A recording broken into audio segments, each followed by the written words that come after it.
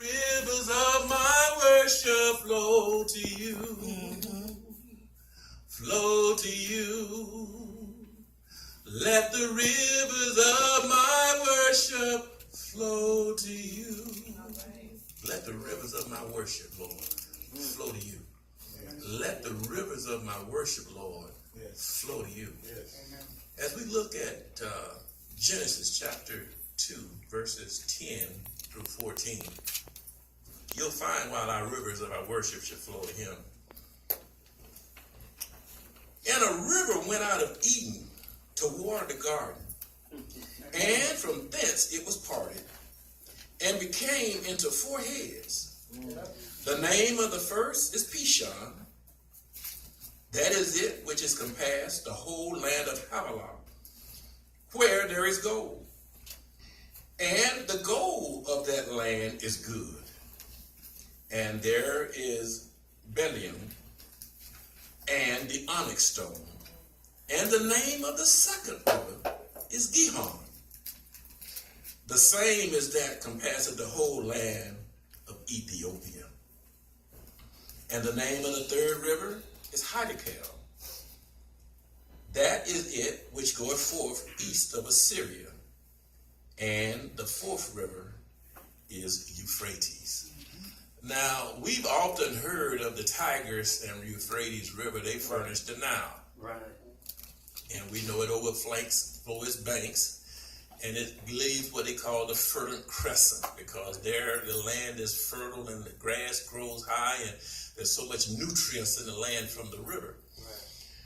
But when my rivers of my worship flow from me to you, Lord God, it's just like the rivers from the Euphrates. It's just like the rivers coming out of Gihon and Pisgah. It's just like those rivers, Lord God, that enrich and fill us up. Yes. So when the rivers of your worship flow to God, from which they came. Yes. Now understand, these rivers flew out of Eden, which was east of Eden. It was not the whole place of Eden, but it was just east of a small portion of Eden.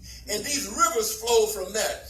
These rivers brought about what they call gold and onyx stone and bdellium and all the purest stone. So what that lets me know is when you begin to worship at God and let the rivers of your worship flow, it's just like the rivers of Eden flowing out. Right. And it flows out with precious gold, precious stone. We talked about the things that were going to be in the New Jerusalem when you walk on streets of gold and gates of pearl.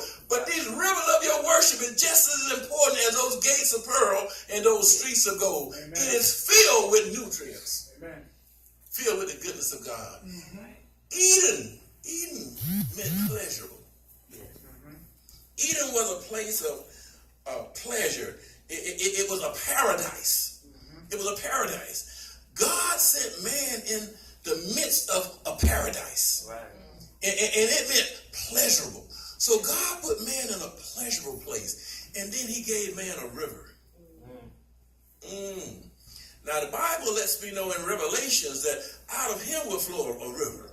Right. There's a new Jerusalem coming out of God. And in that Jerusalem coming out of God is a river. And in that river, through the city, on both sides of the river, was a tree. Right. Now what got me, they said it was a tree. And the tree compares the river. So what I saw on both sides, how can you have a tree on both sides of a river? Let me show you something here. A tree on both sides, a tree on both sides, on two sides of a river. How can you have a tree on two sides of one river? Big tree. That's a big tree. We serve a big God. That's what I'm talking about. Somebody got the revelation. Somebody got the revelation. God just doesn't give you a little bit. He says, there's a tree. Yes. On both sides of the river. A tree. God is letting us know, I got you, baby. Don't worry about a thing. I'm encompassing all of this. Oh, glory be to God. I'm encompassing all of this. And in that river flow all the nutrients that you need. If you need love, I got it. If you need some compassion, I got it. If you need companionship, I got it. If you need some money, I got it. Whatever you need, I got it, because it's encompassed in that river that flows out of God.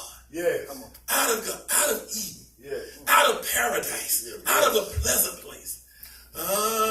I said there was no rain at the time. Right. See, God had put everything that he needed to start building earth, getting it prepared for man. And on the seventh day, the Bible lets me know that God ended his work. He stopped his work on the seventh day. But yet and still, there were some things that had to still go on, because even though he stopped his work, man was not created yet. Right. Man was not created yet. So God brought before man, after he had pulled him up out of the dust of the earth and blew into him the breath of life, he told man, now you name